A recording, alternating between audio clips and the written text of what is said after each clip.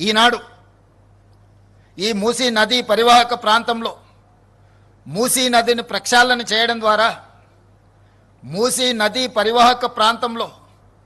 మన విశ్వాసాలైన మనం ఆచరిస్తున్న హిందూ మతం కావచ్చు, ముస్లిం మతం కావచ్చు, క్రిస్టియన్ మతం కావచ్చు, లేదా సిక్కులు ఆచరిస్తున్న మత విశ్వాసాలు కావచ్చు, హైదరాబాద్ నగరం మత సామరస్యానికి ఒక వేదిక. ఈ మత సామరస్యానికి వేదికైన మూసా ఈసా నదుల యొక్క పరివాహక ప్రాంతంలో మంచిరేవుల గ్రామంలో గండిపేట పరిధిలో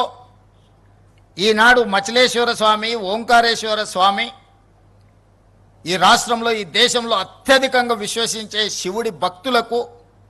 ఒక అద్భుతమైన ఆలయాన్ని ప్రాంతంలో నిర్మించాలి, 1400 సంవత్సరాల చరిత్రను పునరుద్ధరించాలి అని మొట్టమొదట గండిపేట ప్రాంతంలో మూసీ నది ప్రక్షాళనకు సంబంధించి ఈశ్వరుడి ఆశీర్వాదంతో ఈనాడు ఈ కార్యక్రమాన్ని మా ప్రభుత్వం చేపట్టింది. అన్ని అడ్డంకులను ఈశ్వరుడే తొలగిస్తాడని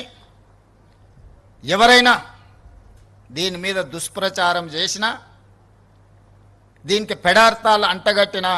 ఈ రాష్ట్ర ప్రభుత్వం శివతాండవం చేస్తుందని చెప్పి నేను ఈ వేదిక మీద నుంచి సవినయంగా నేను చెప్పదలుచుకున్నా.